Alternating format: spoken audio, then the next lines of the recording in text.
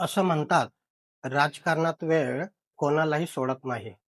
पण सध्या महाराष्ट्राच्या राजकारणात वेळ कोणाची सुरू आहे हे समजणं देखील कठीण झालं आहे. सध्या चर्चेत आहेत विधानसभेचे उपाध्यक्ष नरहरी झिरवाळ. एकीकडे त्यांचा आदिवासी समाजासाठीचा असलेला संघर्ष आणि दुसरीकडे सोशल मीडियावर व्हायरल झालेला त्यांचा एक वादग्रस्त व्हिडिओ. पण हा केवळ एक व्हिडिओ नाही, हा झिरवाळ यांच्या 30 वर्षांच्या राजकीय प्रवासातील एक वळणबिंदू आहे, जो त्यांचं भवितव्य ठरवू शकतो. आज आपण झिरवाळ यांचा शून्यातून झालेला प्रवास, त्यांच्या भोवती असलेले जुने वाद आणि आत्ताच्या या व्हिडिओचं नेमकं टायमिंग यावर सविस्तर चर्चा करणार आहोत. नमस्कार, मी त्र्यंबक कापडे आणि तुम्ही पाहतात त्र्यंबक कापडे डिजिटल. तर मंडळी, नरहरी झिरवाळ यांच्या व्हायरल झालेल्या व्हिडिओमध्ये नेमकं काय आहे हे अनेकांना समजलं आहे. तरी पण मी तुम्हाला सांगतो, हा साधारण काही मिनिटांचा एक व्हिडिओ आहे, जो नरहरी झिरवाळ यांच्या खासगी वेळेतील असल्याचं बोललं जातंय. या व्हिडिओत एका अज्ञात व्यक्तीशी अत्यंत आक्षेपार्ह भाषेत संवाद साधताना काही विशिष्ट कृती करताना झिरवाळ दिसतात. महत्वाचं म्हणजे या व्हिडिओमध्ये त्यांच्या संवादाचा जो रोख आणि वापरलेली भाषा ही एका जबाबदार घटनात्मक पदावर बसलेल्या व्यक्तीला शोभणारी नाही, असा आरोप विरोधकांनी केला आहे. हा व्हिडिओ हनी ट्रॅपचा प्रकार आहे की केवळ त्यांना बदनाम करण्यासाठी केलेली तांत्रिक छेडछाड, हा आता तपासाचा विषय बनला आहे. मंडळी, नरहरी झिरवळ म्हणजे नाशिकच्या दिंडोरी तालुक्यातील एक असं नाव, ज्यांनी अत्यंत सामान्य परिस्थितीतून राजकारणात पाय रोवले. 1995 मध्ये साध्या कार्यकर्त्यापासून सुरू झालेला त्यांचा प्रवास थेट विधानसभेच्या उपाध्यक्ष पदापर्यंत पोहोचला आहे. राष्ट्रवादी काँग्रेसच्या स्थापनेपासून ते शरद पवार साहेबांचे निष्ठावंत म्हणून राहिले आणि नंतर राजकीय स्थित्यंतरात त्यांनी अजित पवार यांना साथ दिली.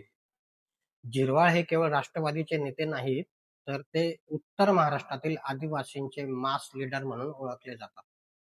वन हक्क जमीन असो वा आदिवासींचा पाण्याचा प्रश्न, त्यांनी नेहमीच आक्रमक भूमिका घेऊन प्रश्न मांडले.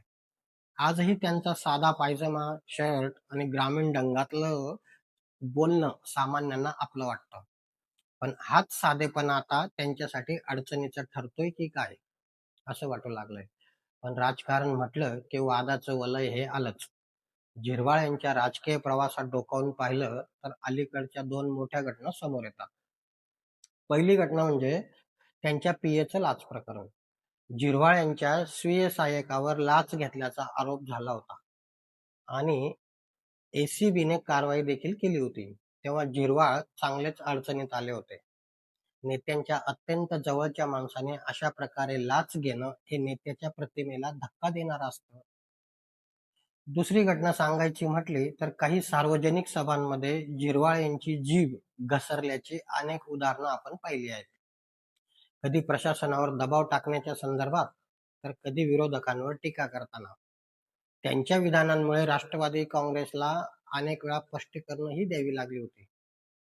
या जुन्या घटनांमुळे त्यांच्यावर नेहमीच वाच राहिला आहे आणि आताचा हा नवा वाद त्याच साखळीचा एक भाग आहे की काय असे वाटू शकते. कारण सध्या राज्यात नेत्यांच्या व्हायरल व्हिडिओची चर्चा जोरात सुरू आहे आणि कदाचित त्यांच्या विरोधकांनी टायमिंग साधलेलं दिसतं.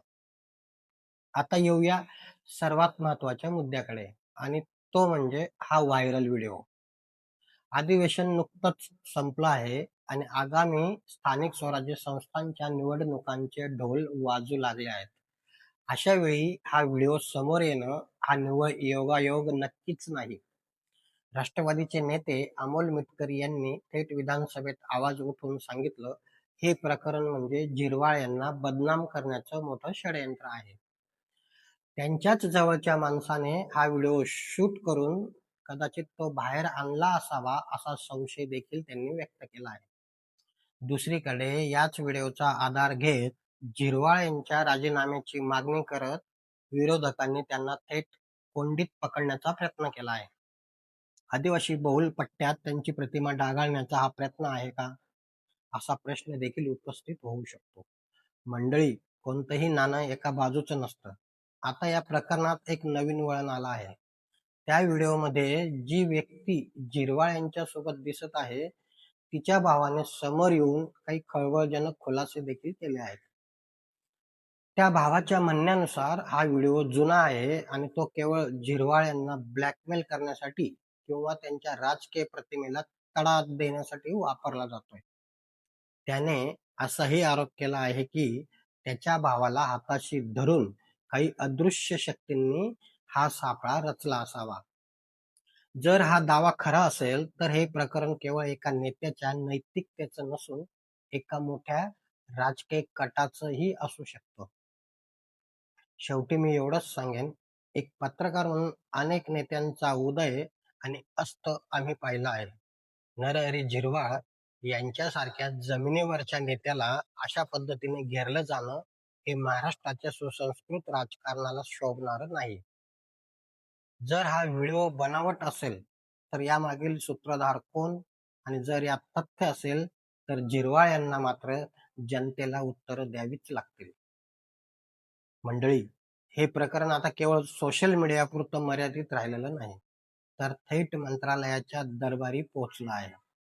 या व्हायरल व्हिडिओवरून आता राज्याचे मुख्यमंत्री देवेंद्र फडणवीस यांनी देखील महत्वाची भूमिका मांडली आहे. मुख्यमंत्री म्हणाले, खुद्द नरहरी झिरवाळ यांनी त्यांच्याशी फोनवर संवाद साधला असून हा व्हिडिओ 3-4 वेगवेगळ्या क्लिप्स जोडून जाणीवपूर्वक तयार केल्याचा दावा झिरवाळ यांनी केला आहे. मुख्यमंत्र्यांनी या प्रकरणाची पोलीस चौकशी करण्याचे आदेश दिले आहेत. पण महत्वाचा मुद्दा असा, हा व्हिडिओ त्यांच्या शासकीय निवासस्थानातील असल्याचा आरोप विरोधक करत आहेत.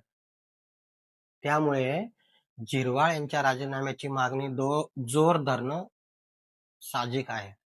आता चेंडू पोलिसांच्या आणि मुख्यमंत्र्यांच्या कोर्टात गेला आहे.